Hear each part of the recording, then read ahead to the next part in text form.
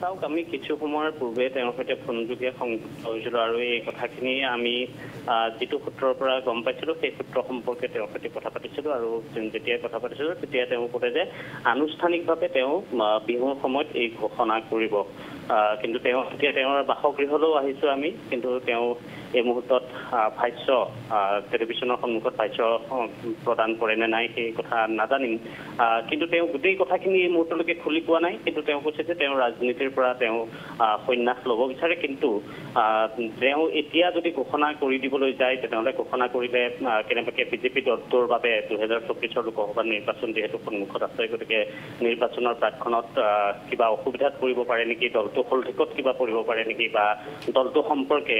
ঋণাত্মক প্ৰচাৰ হ'ব নেকি তেনেকুৱা কিছু তেওঁ আশংকাৰ বাবে তেওঁ এই মুহূৰ্তত তেওঁ গোটেই কথাখিনি সদৰি কৰিব বিচৰা নাই কিন্তু আমি তেওঁৰ বাসগৃহলৈ আহিছোঁ এতিয়া তেওঁৰ সৈতে আমি এবাৰ কথা পাতি চাম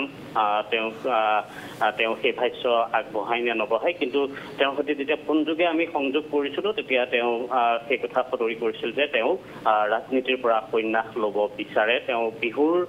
সময়ছোৱাতে তেওঁ এই কথা ঘোষণা কৰিম বুলি কৈছে যে ৰাজহুৱা তেওঁ এই কথা কৰিব যে তেওঁ ৰাজনীতিৰ পৰা সন্ন্যাস ল'ব বিচাৰে 1991 চনৰ পৰা তেওঁ ৰাজনৈতিক জীৱন আৰম্ভ কৰিছিল আৰু 2013 চনত তেওঁ অসম গণ পৰিষদ ত্যাগ কৰি 2014 চনত তেওঁ বিজেপিত যোগদান কৰিছিল আৰু 2016 চনত তেওঁ যোৰহাট বিধানসভাৰ পৰা যেতিয়া জয়ী হৈ আহিছিল সেই সময়তে তেওঁক বিধানসভাৰ অধ্যক্ষ নিৰ্বাচন কৰা হৈছিল আৰু বিধানসভাৰ অধ্যক্ষ হিচাপে তেওঁ কাৰ্যকাল পাৰ কৰিলে আৰু 2021 পুনৰবাৰ তেওঁ এই বিধানসভা সমষ্টিটোৰ পৰা জয়ী হৈছে আৰু তাৰ পূৰ্বেও যদি চাওঁ তেনেহ'লে অসম গণ পৰিষদৰ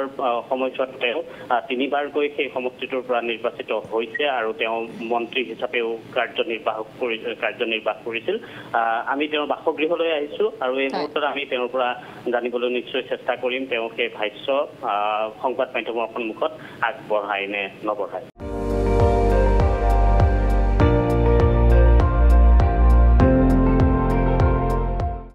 আপুনি চাই আছে ND24 সৰ্বশ্ৰেষ্ঠ নহয় সৰ্বোত্তমৰ দৌৰ